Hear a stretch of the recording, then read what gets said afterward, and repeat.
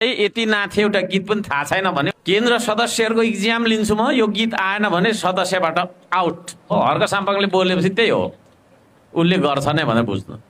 देश आफै बन्दैन भन्नु त। सबै यता सुन्नु है, श्रम संस्कृतिमा आबद्ध श्रमदाताहरूले अनिवार्य रूपमा यो हाम्रो धरती हाम्रो आकाश भन्ने गीत कण्ठ पारेको हुनुपर्छ। केन्द्र सदस्यहरूको इक्जाम लिन्छु म, यो गीत आएन भने सदस्यबाट आउट आउट। हो हर्क साम्पाङले बोलेपछि त्यही हो, उसले गर्छ नै भनेर बुझ्नु। त्यसै डिप्रेसनमा गएको भनेको त होइन नि होइन। आफ्नो मनमा जे गीत चलिरहेको छ होइन, जे गीत उब्जिएछ मनमा त्यही गीत गाउन लाग्छ। अनि कसरी थाहा हुन्छ सुन्ने मान्छेलाई छैन थुइको, अनि श्रम गर्ने मान्छेलाई पार्टीबाट निकाल्छु। यदि यो मान्छे प्रधानमन्त्री बन्यो भने सम्पूर्ण जनतालाई राष्ट्रिय गान त पक्कै पनि गाउन नआउँछ होला, यही बार हो भने। यदि राष्ट्रिय गान गाउन नजान्ने नेपालीलाई चाहिँ यो नेपाली होइन भनेर भन्न बेर पनि लाग्दैन है त।